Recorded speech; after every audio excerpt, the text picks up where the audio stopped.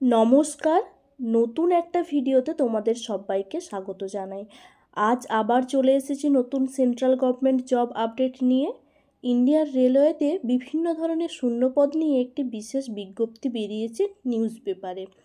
তো কী এই বিজ্ঞপ্তি এবং কি পোস্ট রয়েছে সেসব সম্বন্ধে কিন্তু ডিটেলসে আলোচনা করব আজকে।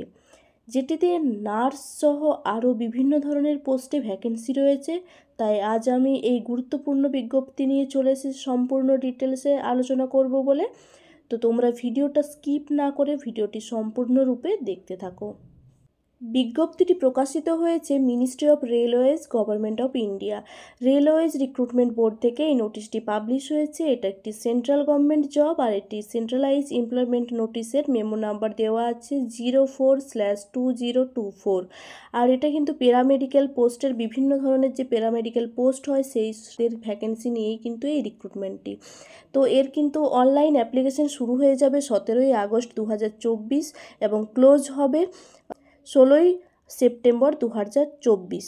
তো অনলাইন অ্যাপ্লিকেশন কিন্তু শুরু হয়ে যাচ্ছে 17ই আগস্ট 2024 এবং শেষ হচ্ছে কিন্তু 16ই সেপ্টেম্বর 2024।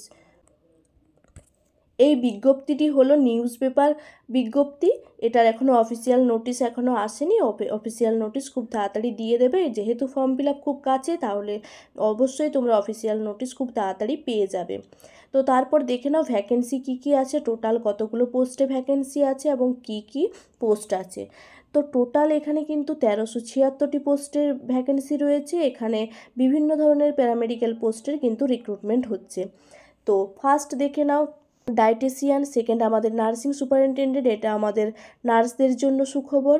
তারপর audiologist and speech therapist, clinical psychologist, dental hygienist, dialysis technician, health and malaria inspector grade 3, laboratory superintendent grade 3, perfusionist, physiotherapist grade 2, occupational therapist, cath laboratory technician, pharmacist entry grade, radiographer X ray technician, speech therapist, cardio technician, optometrist, ECG technician, laboratory assistant grade 2, field worker. তো এই যে পোস্টের নামগুলো বললাম, এই পোস্টগুলো total কিন্তু vacancy রয়েছে 1376। তার মধ্যে কিন্তু আমাদের নার্সদের জন্য পোস্ট কিন্তু রয়েছে নার্সিং সুপারিনটেন্ডেন্ট। তোমরা যেটাতে অ্যাপ্লাই করতে পারবে সেটা হলো নার্সিং সুপারিনটেন্ডেন্ট। এই নার্সিং সুপারিনটেন্ডেন্ট পদের কিন্তু ভ্যাকেন্সি রয়েছে 713টি আর এর পে লেভেল আছে 7 আর ইনিশিয়াল পে দেওয়া আছে 44,900, কিন্তু তোমরা সব মিলিয়ে কিন্তু প্রায় স্যালারি পেয়ে যাবে 80,000 টাকার ওপরে। মেডিকেল স্ট্যান্ডার্ড এখানে C1 দেওয়া আছে, নিচে আমরা এই C1 ডিটেলসে পেয়ে যাব। ডিটেলসে বলে দেবো যে C1 এর মধ্যে কি পড়ছে। আর এজ লিমিট কিন্তু এখানে দেওয়া আছে 20 থেকে 43 বছর, 20 বছর থেকে 43 বছরের মধ্যে হতে হবে। আর এখানে টোটাল ভ্যাকেন্সি 713টি। এখানে এজ রিল্যাক্সেশন বলতে আপার এজ লিমিট থেকে 3 ইয়ার্স এজ রিল্যাক্সেশন রয়েছে। আর এখানে এজ রিল্যাক্সেশন কিন্তু এজটা ক্যালকুলেট হবে, এজ লিমিট যেটাকে বলা হচ্ছে সেটা কিন্তু ক্যালকুলেট হবে 1/1/2025 অবধি। তার মধ্যে তোমাদের কতটা এজ, অবশ্যই কিন্তু 20 বছরের উপরে হতে 43 বছরের নিচে হতে হবে, তবে কিন্তু হবে। তারপর স্ট্যান্ডার্ড অফ মেডিকেল ফিটনেস, এই মেডিকেল ফিটনেস সম্পর্কে ডিটেলসে এখানে দেওয়া আছে।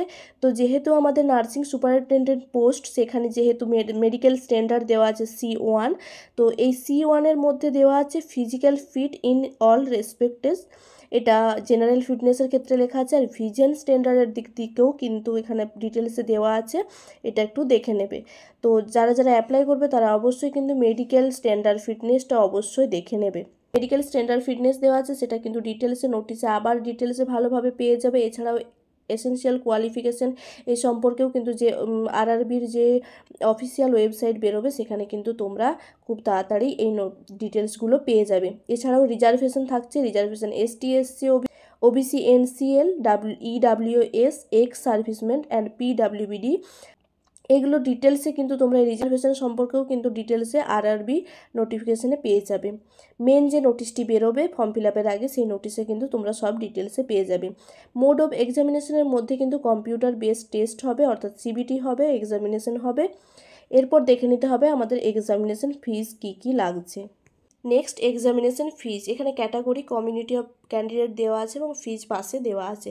For all candidate out of this fees হচ্ছে যে 500 টাকা। ফর অল ক্যান্ডিডেট কিন্তু 500 টাকা। এদের কিন্তু যাদের 500 টাকা ফিজ নেওয়া হবে তাদের কিন্তু সিবিটি টেস্টের পরে অর্থাৎ কম্পিউটার বেসড টেস্টের পরে কিন্তু 400 টাকা রিফান্ড করা হবে। আর SC ST ex serviceman, PWBD, female transgender, minorities of economical backward class, EBC, এটা কিন্তু EBCটা OBC বা EWS নয়, এটা আলাদা EBC সেকশন। এইগুলো যাদের আছে, যারা এই ক্রাইটেরিয়ার মধ্যে পড়ছো, তাদের কিন্তু 250 টাকা ফিজ লাগছে। আর সিবিটি টেস্টের পরে কিন্তু এই 250 টাকা রিফান্ড করে দেওয়া হবে। তাহলে এই SC ST ex serviceman, PWBD, female transgender, minority of or economical backward class, EBC, এদের ক্ষেত্রে কিন্তু 250 টাকা থাকছে। তা বাদ দিয়ে যে ক্যান্ডিডেটগুলো থাকছে তাদের কিন্তু 500 টাকা করে এক্সামিনেশন ফিজ। রিফান্ড কিন্তু তাদেরকেই করা হবে যারা কিন্তু সিবিটি অ্যাটেন্ড করবে, অর্থাৎ কম্পিউটার বেসড টেস্ট যারা অ্যাটেন্ড করবে তাদেরকেই কিন্তু শুধুমাত্র রিফান্ড করা হবে। এরপর রিক্রুটমেন্ট প্রসেস, কিভাবে রিক্রুটমেন্ট হবে সেটা সম্বন্ধে কিন্তু RRBর ওয়েবসাইটে যখন অফিসিয়াল নোটিশ আসবে তখন কিন্তু তোমরা ডিটেলসে জানতে পারবে, সেই নোটিশে ডিটেলসে দিয়ে দেবে। হাউ টু অ্যাপ্লাই, কীভাবে তোমরা অ্যাপ্লাই করবে সেটাও কিন্তু এই RRBর যে ওয়েবসাইটে নতুন নোটিশ আসবে বা ওরা যে নোটিশ আপলোড করবে সেখানে কিন্তু ডিটেলসে দেওয়া থাকবে। এটা যেহেতু নিউজ পেপার বিজ্ঞপ্তি, শুধুমাত্র পোস্ট বেরিয়েছে এটা প্রকাশিত করার জন্যই বা জানানোর জন্যই নোটিশটি বেরিয়েছে, সেই জন্য এখানে সেরকম ডিটেলস কিছু দেওয়া নেই। তোমাদের নতুন যখন নোটিশ আসবে সেখানে কিন্তু ডিটেলসে দেখে নিতে হবে। এরপর কোথায় কোথায় পোস্টিং দেওয়া হবে, কোথায় কোথায় RRBর পার্টিসিপেটিং ওয়েবসাইট কোন কোন জায়গার কী কী আছে সেগুলো কিন্তু এখানে ডিটেলসে দেওয়া আছে। আমেদাবাদ, চেন্নাই, মুজফ্ফরপুর, আজমার, গোরখপুর, পাটনা, বেঙ্গালুরু, গৌহাটি, প্রয়াগরাজ, ভোপাল, জম্মু শ্রীনগর, রাঁচি, ভুবনেশ্বর, কলকাতা, সেকেন্দ্রাবাদ, বিলাসপুর, মালদা, শিলিগুড়ি, চণ্ডীগড়, মুম্বাই, তিরুবনন্তপুরম, এইসব জায়গার ওয়েবসাইট কিন্তু তোমরা অ্যাভেলেবেল পাবে। এইসব ওয়েবসাইটে তোমরা যেখানে যেখানে ফর্ম ফিল আপ করতে যাও সেখানে কিন্তু ফর্ম ফিল আপ করতে পারবে। এখানে কিন্তু ওয়েবসাইটও দেওয়া আছে। ডিটেলস কীভাবে অ্যাপ্লাই করবে, কিভাবে রিক্রুটমেন্ট হবে, কোথায় কোথায় কতগুলো সিট আছে, সব কিছু কিন্তু তোমরা ওই যে ফাইনাল নোটিশটি বেরোবে সেই নোটিশে কিন্তু ডিটেলসে পেয়ে যাবে। এই ফর্মটা কিন্তু তোমরা অনলাইনের মাধ্যমে ফিল আপ করতে পারবে, তোমরা শুধুমাত্র কিন্তু অনলাইনের মাধ্যমেই ফিল আপ করতে পারবে। আর যেহেতু ফর্ম ফিল আপের ডেট 17/8/2024, 17/8/2024 থেকে যেহেতু ফর্ম ফিল আপ শুরু হয়ে যাচ্ছে, এবং ভালোভাবে মনে রাখবে যে 16ই সেপ্টেম্বর কিন্তু ফর্ম ফিল আপের ডেট ক্লোজ হয়ে যাবে। তো তার মধ্যেই কিন্তু তোমাদেরকে ফর্ম ফিল আপ করে নিতে হবে।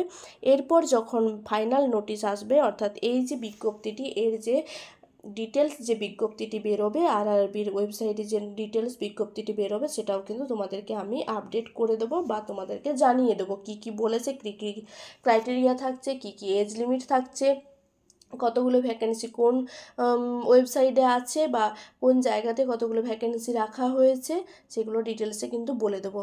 তোমরা আরও একবার মনে করে নাও, নার্সিং সুপারিনটেন্ডেন্ট পদে কিন্তু 713টি ভ্যাকেন্সি রয়েছে, টোটাল ভ্যাকেন্সি কিন্তু 1326।